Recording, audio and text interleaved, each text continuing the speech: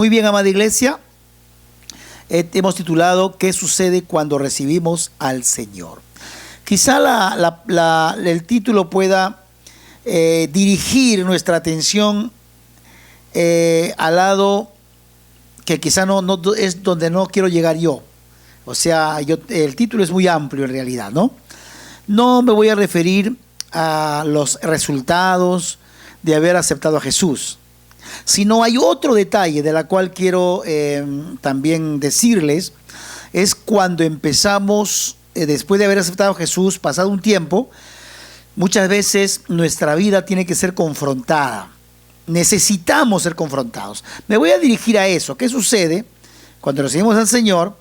Uno de los episodios que sucede en la vida de un cristiano es que a veces se encuentra en una situación donde pone en riesgo su estabilidad espiritual por algunos factores externos que lo seducen y que no necesariamente son asuntos que conocemos como paganos, seculares o mundanos, sino muchas veces son asuntos que suceden dentro del ámbito del grupo religioso. Entonces quiero aclarar eso para que tengamos presente a dónde me quiero dirigir con este título, porque tal vez este título, repito, pueda dar pie a entender la otra parte que es muy amplia también e interesante, ¿no? Pero me voy a centrar en algunas cosas que ponen en riesgo nuestra estabilidad espiritual por factores que aún son asuntos religiosos, pero que no necesariamente son los correctos. Y de eso se trata, y de eso quiero mencionar. Por eso es importante que usted esté prestando atención, porque cada prédica añade algo más a nuestro conocimiento de la vida cristiana. ¿No es cierto? No voy a hacer un estudio profundo, voy a hacer una reflexión sencilla, aún para los niños. O sea que por esa razón va a ser muy sencillo lo que voy a compartir. Repito siempre que lo sencillo no significa que sea simple. Por supuesto que no. Muy bien, amados hermanos. El título ya dije, ¿qué sucede cuando recibimos al Señor? Voy a tomar el libro de Gálatas, así que por favor quiero que tome el libro de Gálatas en la Biblia. Vamos a ir al capítulo 3, el versículo 1. Una llamada de atención del apóstol Pablo a los Gálatas. Creo que es súper conocida esta lectura, este pasaje de la llamada de atención del apóstol Pablo a la iglesia de Galacia. La iglesia de Galacia era una iglesia que estaba entrando en una situación que estaba disgustando al apóstol Pablo, ya que era el pastor, ya que era el siervo que había fundado esa obra, y la iglesia había crecido en la ciudad, pero que estaban desviando la atención del enfoque que ellos deberían tener, a pesar de que eran también asuntos que tenían que ver con asuntos religiosos, pero que tal vez no eran espirituales. Muy bien, entonces, Gálatas capítulo 3, versículo 1, dice así. Lo voy a leer todo mejor. Lo voy a leer desde el verso 1 hasta el verso 5. Así que preste atención, apúntelo. ¿Cuál es la preocupación del apóstol Pablo y por qué le está llamando la atención a la iglesia de Galacia, a los Gálatas? Gálatas 3, 1 al 5, dice así la palabra del Señor. Oh Gálatas insensatos, ¿quién os fascinó para no obedecer a la verdad? A vosotros, ante cuyos ojos Jesucristo fue ya presentado claramente entre vosotros como crucificado. Esto solo quiero saber de vosotros. ¿Recibisteis el Espíritu por las obras de la ley o por el oír con fe? ¿Tan necios sois? Habiendo comenzado por el Espíritu, ¿ahora vais a acabar en la carne o por la carne? ¿Tantas cosas habéis padecido en vano? Si es que realmente fue en vano. Aquel pues que os suministra el Espíritu y hace maravillas entre vosotros, ¿lo hace por las obras de la ley o por el oír con fe? Esta es la lectura de Gálatas capítulo 3, verso 1 hasta el verso 5. Y repito brevemente, voy a compartir algunos episodios, algunas cosas aquí de lo que el apóstol Pablo está hablándole a la iglesia de Galacia. ¿Por qué es que el apóstol Pablo le habla de esa manera? No tan duramente en realidad, pero sí muy directamente. Le dice con claridad, con precisión, sin titubeos, sin rodeos. Llama las cosas por su nombre. Es como las debemos llamar nosotros. Yo sé que a muchas personas, aún cristianos, me refiero más bien a cristianos, hermanos en Cristo, aún más bien les incomodan cuando las cosas se los dice con claridad. Muchas personas acostumbran decir, bueno, ha pasado conmigo, seguramente con muchos otros siervos o líderes también, muchas personas se acercan al siervo, se acercan al líder y le dicen, mi líder o mi pastor, a mí me gusta que me digan las cosas como son. No importa lo que sea, pero dígamelo de frente porque a mí me gusta así. Pero da la casualidad que en la mayoría de los casos, cuando uno comienza a decir las cosas por su nombre, de forma personal, cuando uno le habla a alguien, a muchas personas no les gusta. Entonces hay una gran diferencia entre lo que uno piensa de verdad y lo que uno quiere de verdad, ¿no? Hay una diferencia. A veces nos llenamos la boca de expresiones que parecen ser, procuran parecerse ser, pero en el fondo no lo son. En cambio, hay muchas personas también que sí, mientras que sea con todo respeto, con toda claridad, decir las cosas por su nombre, con mucha ética, y de forma personal, decir las cosas con claridad. Porque ¿qué va a suceder? Va a traer eso tranquilidad, va a traer edificación, ¿no? Y va a traer un gran resultado, por supuesto que sí. Muy bien, amada iglesia. Pablo les confronta, y no voy a negar de que Pablo estaba indignado en realidad, porque se nota en la expresión que él hace.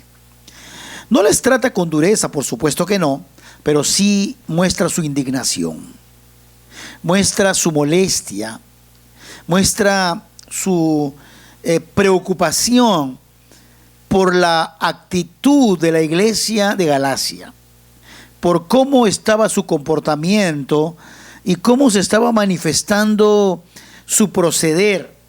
Y lógicamente eso desagradaba al hombre de Dios, en este caso al hombre del Señor, que es el apóstol Pablo. Él tenía la autoridad para llamar la atención, por supuesto, era el hombre que Dios había usado para edificar este pueblo, los había enseñado, se había sacrificado mucho por ellos, esforzadamente, ¿no es cierto? Y él tenía la autoridad y la responsabilidad también de poder llamarle la atención para que ellos se puedan corregir, para que ellos puedan actuar correctamente. Muy bien. Entonces los confronta de una manera indignada por su falta de sensatez de los Gálatas, porque eso es lo que pasaba. No estaban siendo sensatos, no estaban siendo prudentes, no estaban siendo fieles a la palabra del Señor, no estaban siendo acordes a los principios del Señor, a lo que habían aprendido, y más bien estaban retrocediendo y confundiéndose, y siempre va a ser por causa de no estudiar la palabra del Señor. A lo largo de mi vida y mi ministerio, siempre he sido exigente con relación al asunto de la palabra. Ustedes saben que los que me escuchan, los que me conocen, algunos quizá no me conocen, pero me pueden ir conociendo. Siempre he dicho de que las personas tienen que fundamentarse en la palabra. No debemos estar edificando nuestras vidas sobre, testimonios, sueños de la gente. Hay gente que cuenta sus sueños, sus testimonios, lo que soñó, lo que se imaginó. Y mucha gente, muchos discípulos, cogen esas historias y lo ponen como fundamento de su vida.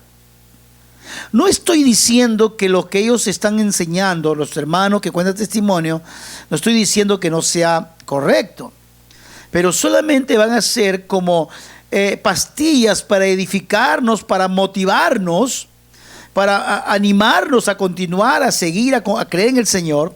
Pero lo que va a sustentar nuestra vida, lo que va a darnos crecimiento, es la palabra de Dios, la palabra revelada, la que está en la Biblia. Sobre todo, amados hermanos, hoy vivimos tiempos muy delicados. Yo estoy muy asombrado con lo que estoy observando y viendo en estos últimos tiempos de muchos cristianos, de muchos hermanos nuestros, de la forma como han estado moviéndose últimamente, y a mí me preocupa sinceramente. Sin embargo, son grupos religiosos que están multiplicándose con rapidez, usando algunas estrategias, no necesariamente, creo yo, malintencionados, sino más bien equivocados, y dirigiendo la mirada de los discípulos a esas cosas, alejándolos de mirar el fundamento de la palabra, distrayéndose de mirar el fondo para comenzar a mirar las formas. Y las formas los emociona más, las formas son los que lo cambian en sus actitudes, y a veces esos cambios no son positivos, son cambios nocivos para ellos, pero también para toda la comunidad cristiana. Y poco a poco voy a ir expresando esto. Costumbres que van adoptando. Cada congregación a veces tiene una costumbre en particular, y esas costumbres o formas lo elevan tan alto. Escúcheme por favor, esto es importante. Los que estudian me van a dar la razón, los que leen y los que tienen una mentalidad abierta, ¿no?, dejándose guiar por el Espíritu, van a comprender esto que estoy hablando. El asunto es que a veces cada grupo religioso, bien intencionado, seguramente que sí, elevan las formas, las costumbres, ¿no es cierto?, las formas que han adoptado, lo elevan al nivel de fundamento de Dios. ¿Sí me explico? Me voy a repetir. Las formas o las costumbres que adopta un grupo cristiano se convierten muchas veces en un fundamento aún más fuerte que el fundamento de las Escrituras en algunos grupos cristianos. Y a veces los que promueven eso son los que están en responsabilidad de ese ministerio, porque se descuidan de que lo que hay que levantar y poner siempre al frente es la palabra, el fundamento, y no las formas. Entonces ahí comienza cada uno. Por ejemplo, en mi caso, si yo pienso, a mí me parece que tal cosa no está bien, lo elevo al nivel de fundamento, de doctrina, y hago que todo el grupo y la congregación viva de la manera como yo le estoy enseñando, pero son formas, y estoy alejándome de las Escrituras. Les quiero decir algo.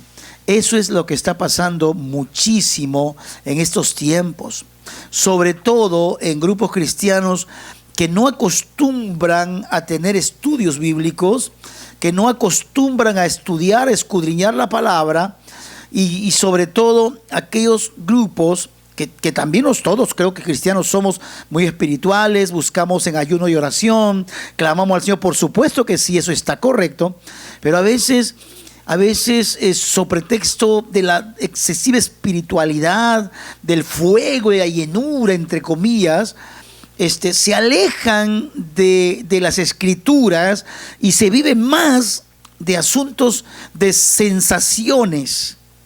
¿Sí me está entendiendo? De experiencias espirituales más que en el fundamento escritural. Ahora, cuando menciono todo esto que estoy hablando, es lo mismo que estaba pasando también, o algo parecido, con la iglesia de los Gálatas. en el tiempo del apóstol Pablo, después de haber conocido la verdad, comienzan a volver a hacer cosas que no necesariamente son cosas mundanas, son cosas que se hacían en el pueblo, pero que no se tienen que hacer por razones obvias que la palabra lo expresa. ¿No es cierto? Entonces voy leyendo y voy dando algunos ejemplos con todo respeto, porque necesitamos prestar atención al Señor y a su palabra, que es el fundamento, así como está en las Escrituras, sin añadirla, sin manipularla, sin estar especulando, porque eso hace demasiado daño. Y quiero decir que lo que se especula, lo que se añade y se adhiere y se le añade sensacionalismo, es lo que se hace más atractivo a las emociones de la gente. Ya lo dijo en la palabra que tendrán comezón de oír. La gente tendrá ganas de oír y se amontonarán, no necesariamente donde está la verdad, sino en fábulas. Fábulas es como costumbres infantiles, historias de niños, ¿no es cierto? Cosas raras. Y a veces ahí se amontonan las personas porque les causa más emoción, les causa más, llama más la atención, porque no están observando la palabra del Señor. Y por esa razón hay que prestar atención a lo que el Señor nos enseña y a tener mucho cuidado a las costumbres y a las formas que hay. Varían las formas de cada congregación, varían sus costumbres, ¿no? Pero si esas costumbres las hacemos doctrina, entonces van a hacer un terrible daño al cuerpo de Cristo, a la iglesia del Señor, a las congregaciones. Por ende también va a traer una confusión en la gente que no conoce de Cristo, porque van a haber grupos que desde los púlpitos predican formas y no la palabra. Lógicamente usan la palabra para sustentar sus formas, pero solamente eso, para sustentarlas, para argumentar sus formas, pero no para edificar el cuerpo de Cristo. Va bien para sustentar lo que piensan ellos, pero no lo que el Señor dice en su palabra. Espero que me vayan entendiendo. Entonces el apóstol Pablo le habla a la iglesia, y quiero comentar antes una ilustración para poder clarificar un poco lo que voy a ir explicando en el trayecto. Había leído una historia hace un tiempo atrás, que más o menos por Centroamérica, seguramente ha ocurrido en otros lugares también, porque no creo que sea un solo caso, porque deben ser muy habitual en muchos lugares. Pero en un caso particular, allá por Centroamérica, por México más o menos, leí una historia de un grupo de pescadores que tenían experiencia en la pesca, que ellos viajaban mar adentro y se alejaban, pues, ¿no?, para poder encontrar los peces que necesitan para el negocio. Y dice que eran varios, habían ido en una embarcación, pero la embarcación no era lo suficientemente equipada, no tenían la tecnología, pero era suficientemente necesaria para poder cumplir su tarea de la pesca. Pero resulta que ya se habían alejado casi de entre 5 y 6 millas, que son casi 6 kilómetros de distancia, y resulta de que comenzó a nublarse en el mar.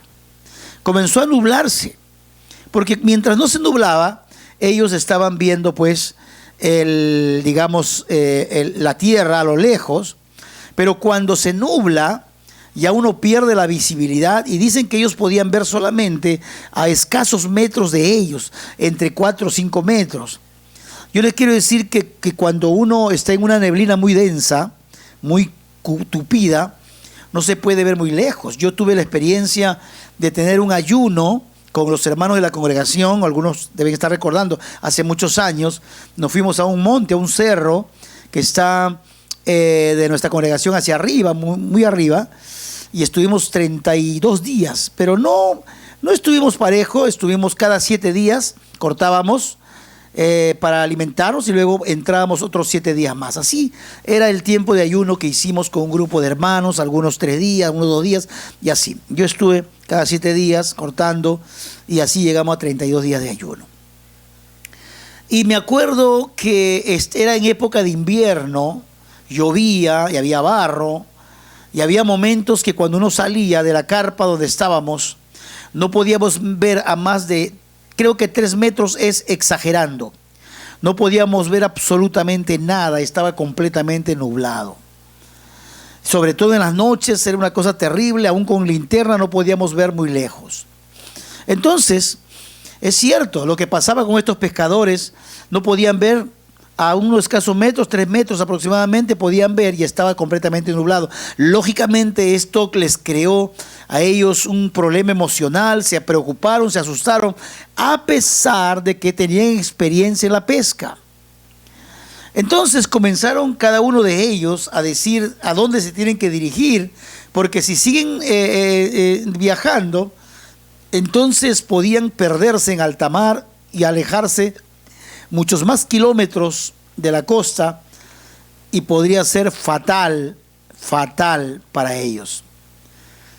Entonces, uno de ellos se recuerda que tiene una pequeña brújula en su bolsillo, lo busca y lo encuentra.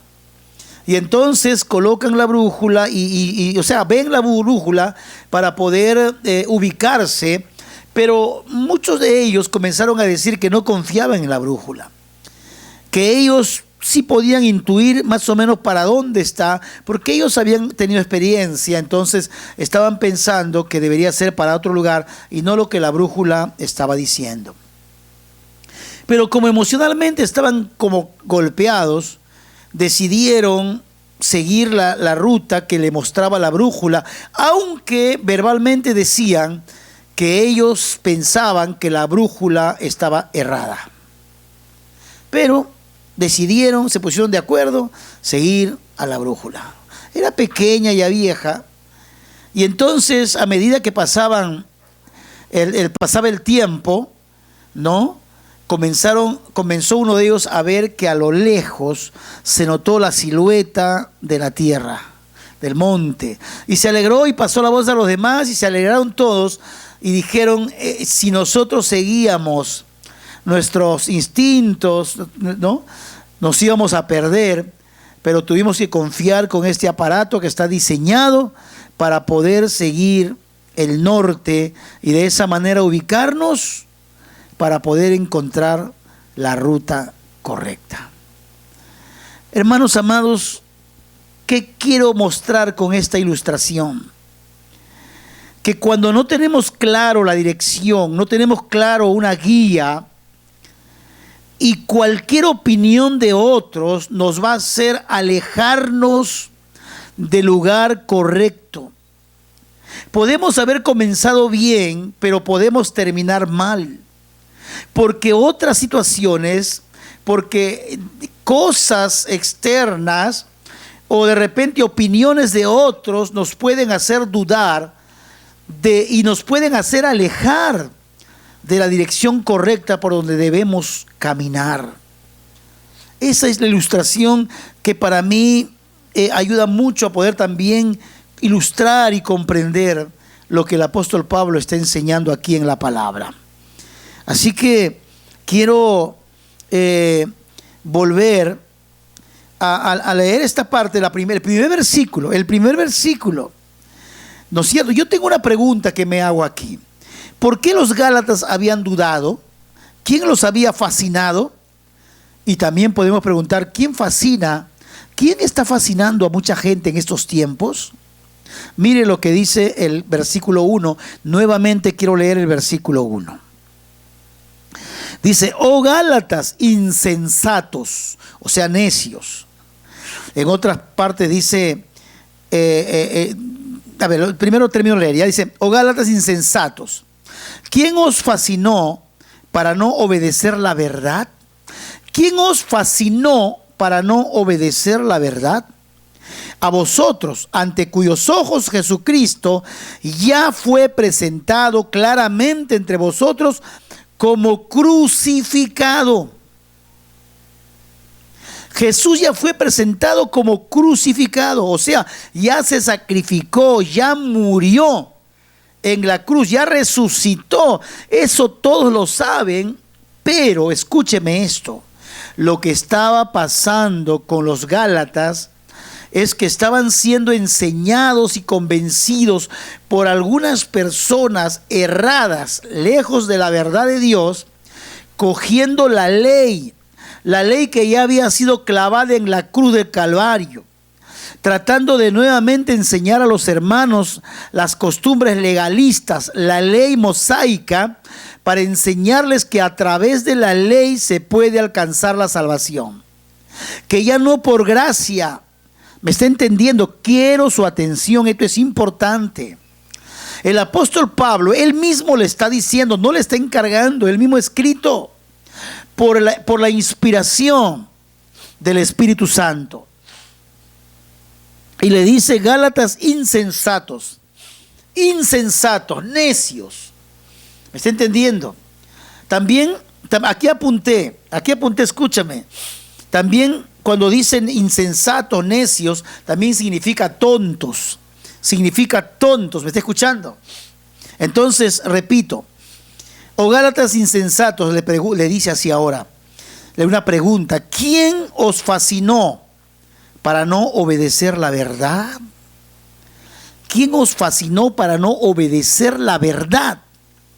No hay que olvidar que los Gálatas ya conocían la verdad, fueron enseñados con la verdad, fueron predicados con la verdad, ya sabían la verdad, pero ahora habían sido fascinados para no hacer y obedecer la verdad.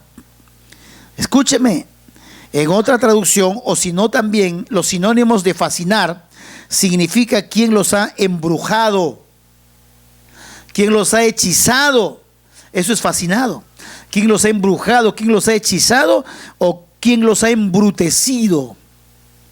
No estoy exagerando en los sinónimos. Voy a explicar nuevamente. Cuando le dice: Gálatas insensatos, le está diciendo por qué se comportan como necios o como tontos. Y le dice: ¿quién los ha fascinado? Que también significa quién los ha hechizado, quién los ha embrujado o quién los ha embrutecido. Ahora, estas palabras de indignación del apóstol Pablo eran razonables justamente por las costumbres que habían adquirido los hermanos que habían conocido la verdad. Y aquí está hablando a los hermanos, a los discípulos, no está hablando a los inconversos, está hablando a la iglesia, porque esta carta va dirigida a la iglesia de Galacia. Entonces era importante que la iglesia le prestase atención. Y está indignado, repito, el apóstol Pablo. Dice: ¿quién os fascinó para no obedecer la verdad?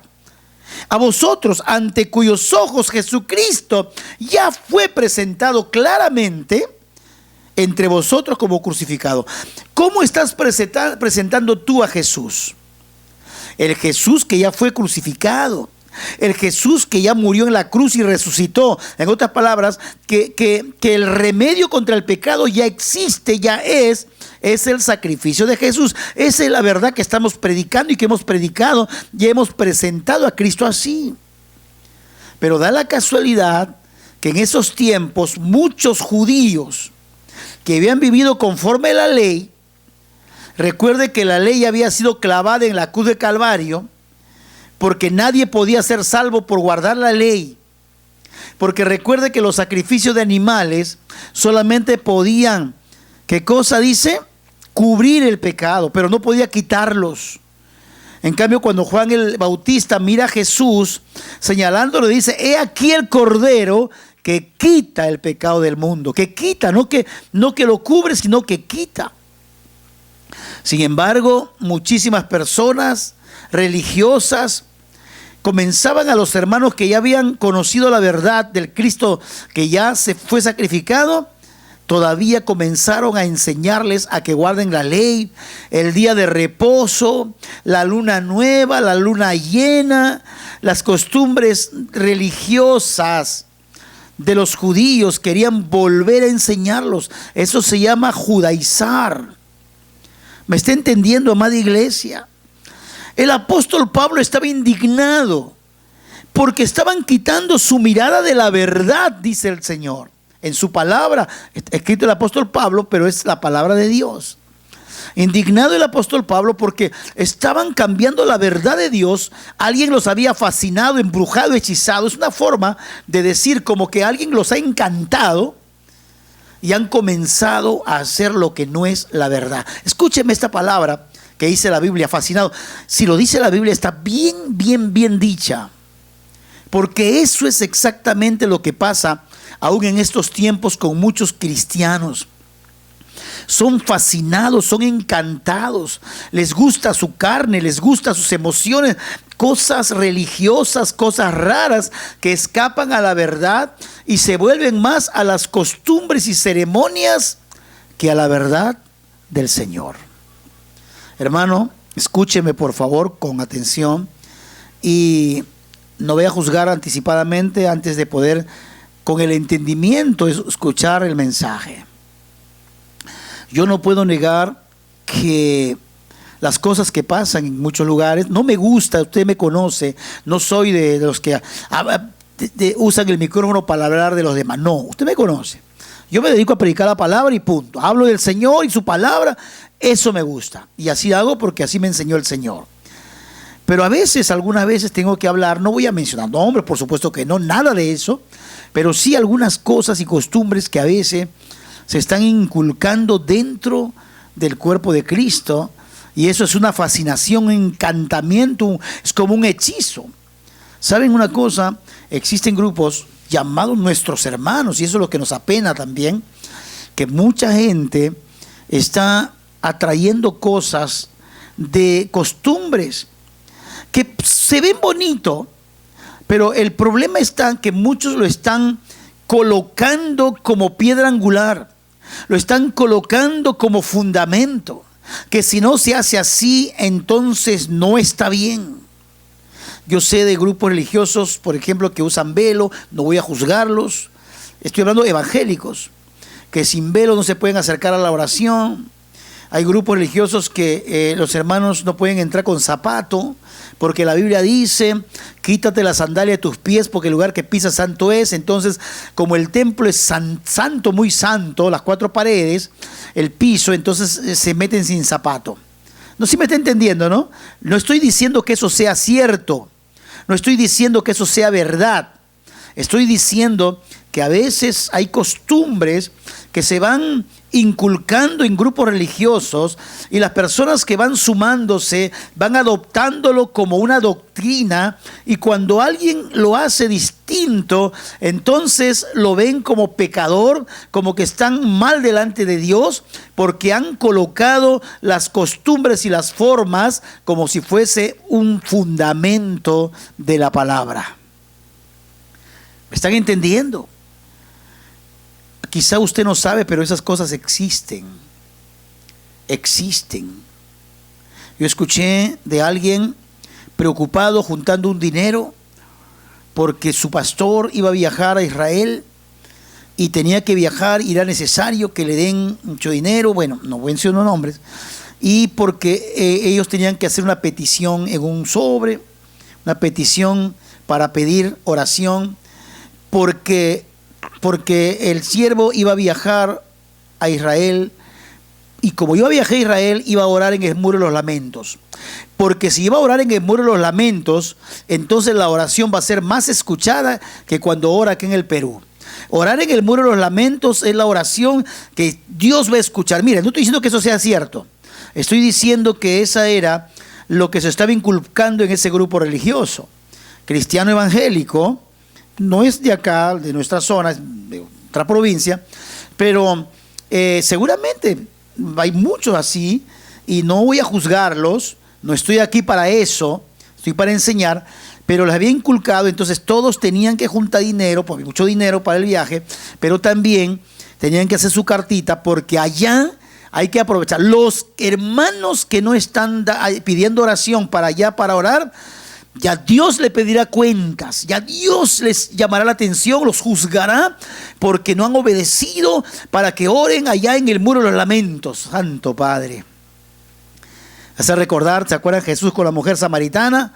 Cuando el Señor le dice, llega el tiempo donde no tienen que decir, debemos orar aquí o allá, porque Dios está buscando adoradores que le adoren en espíritu y en verdad, porque hay gente todavía que piensa que Dios le escucha en el Muro de los Lamentos, o que Dios le escucha en el monte tal, que Dios le escucha en no sé qué sitio, por eso que se tienen que ir a ayunar, orar allá. No estoy diciendo que no, si hay un monte para ir, gloria a Dios, si se puede ir, ¿no? Pero de ahí pensar de que ahí escucha a Dios, y si no es allí, Dios no te escucha, como algunos también piensan que la oración que Dios escucha es la oración de las 3 a 4 de la mañana, porque la Biblia dice, que el salmista dice, de madrugada te buscaré. Yo no niego que es una bendición orar de madrugada, es una riqueza espiritual maravillosa entregarle al Señor las primeras horas para el Señor. Por supuesto que sí, pero va más allá el texto bíblico. El texto bíblico también es que no debemos esperar tanto, debemos inmediatamente acercarnos a Dios. ¿Sí me está entendiendo? Entonces, el problema está cuando se hace de una costumbre o de una forma un asunto completamente angular. Y el apóstol Pablo estaba lidiando con asuntos religiosos que se había entrado en la iglesia, y dice, ¿quién los ha fascinado? ¿Quién los ha encantado? ¿Quién los ha hechizado y embrujado? Hoy, por ejemplo, uno comienza a ver, y a los hermanos les gusta, ¿no? Si no hay, por ejemplo, una banderita para danzar que no tenga el águila o el león o el oso o no sé qué, entonces ya no es tan espiritual, porque la Biblia dice el oso, el león, el águila, ¿no? O algo así. O si no, también, si no hay chofar, ya no es la alabanza, no va a tener la presencia de Dios, el chofar, ese cuerno. Entonces, qué bonito, si puedo comprarlo, compro para la iglesia también. Pero el problema está cuando comenzamos a poner eso como fundamento y decir, se tiene que cantar con chofar, si no, no se puede alabar a Dios. ¿Qué sería eso? Es fascinación. Y la gente aprende eso, y la gente vive eso, y cuando visitan otra congregación y no lo ven haciendo eso, lo critican, lo juzgan. Porque han ido penetrando cosas que llaman mucho la atención y le fascina a la gente, y se alejan y se distraen de la piedra angular, del fundamento de la palabra de Dios. Denle un aplauso a Cristo por estar oyendo su palabra. Bendito es el nombre de Jesús. Tal vez esto no les guste a algunos, pero bueno, lo importante es que edifica nuestras vidas.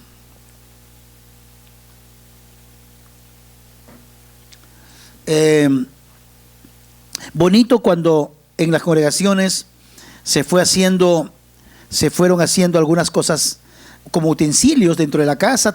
Como iglesia teníamos nuestro púlpito, que es un mueble donde uno pone una Biblia, y gloria a Dios, y después uno va decorando la casa, ¿no? Y entonces le ponen alfombrita y le ponen cuadritos, y luego poco a poco a veces algunos le fueron añadiendo algunas otras cosas, ¿no? Porque escucharon en una conferencia, y porque de repente escucharon a alguien que les enseñó, ¿no? Y por eso digo, a veces las enseñanzas de muchos, si no va acorde a la palabra, puede traernos grandes problemas, porque emocionan mucho y fascinan.